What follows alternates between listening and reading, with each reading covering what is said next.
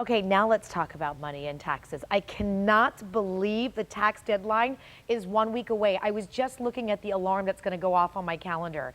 We want you to get the most from your return. So Ronson Shamoun of RJS Law here offering some very timely advice. My property tax alarm is on my computer. Yes. I just saw it, and then taxes coming up. Exactly. Property tax is April 10th. Okay, great. All my money is gone. Let's talk about things that you can do now if you haven't filed. A lot of people, like a big group of people wait till the last minute to do this? They do. They always wait till April 15th. Okay, so give us some advice right now if you haven't done it, things that we could do now as we're maybe filing our taxes last minute to be smart with our taxes. Well, the standard college saving plans, 401k, retirement plans, anything that you could do to lower your income will lower your taxes.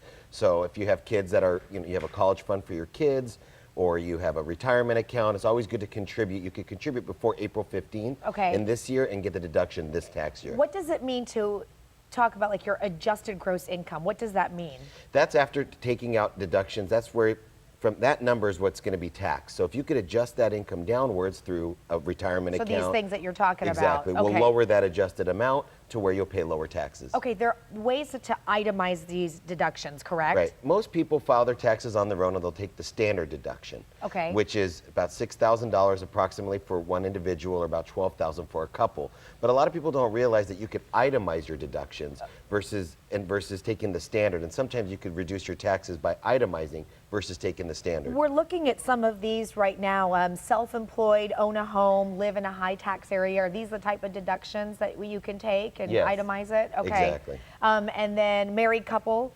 Yes. What are the deductions on there? Well, what that shows you is that if you have itemized deductions, so mortgage interest, property taxes, charitable contributions greater than that amount, then you'll want to itemize your deductions versus taking the standard deduction. What about some overlooked expenses? Taxes are so complicated. There's so many things you can deduct, but you just don't even think that you can do it. What are some of those? Every year it's changing. I mean, that's why it's always best to seek a tax professional. Every year the government's trying to find ways to help individuals who are struggling, mostly for lower income people. So going to a tax professional will give you those additional expenses. For example, like child dependent care. Many individuals don't know that if you need dependent care for a child that's under 13 to take care, you could get a tax credit so that you could afford to, that will offset the cost. Yeah, so some of those things will help reduce your taxes. Oh, that's going to help out a bunch of parents that may not know about that. Okay, what else? If you have like a business, what about business taxes? What can you do there? Many people file their own return and don't realize that when you buy a piece of equipment, some people depreciate it over a longer period of time. Okay. The government allows you as an incentive to take that full amount that you spent in one given year. So for example, let's say you bought a piece of equipment and the normal useful life is 7 years or 10 years. You would take increments off your taxes. The government will say, we'll let you deduct the full amount. So you'll get basically a deduction for the full cost of that equipment. So it incentivizes you to buy more things for your business. Okay, Section 179. This sounds so taxy. What is this? That was just what we had just talked about. It's basically buying the equipment for any sort of things for a business that'll allow you to take a greater deduction in the current year versus taking a little bit over time. Okay, we went over child care expenses. That's a big deal. Is there anything else, Ronson, that you can tell us? How many days do we have left? 7, 8? 7 days. 7 days. If you're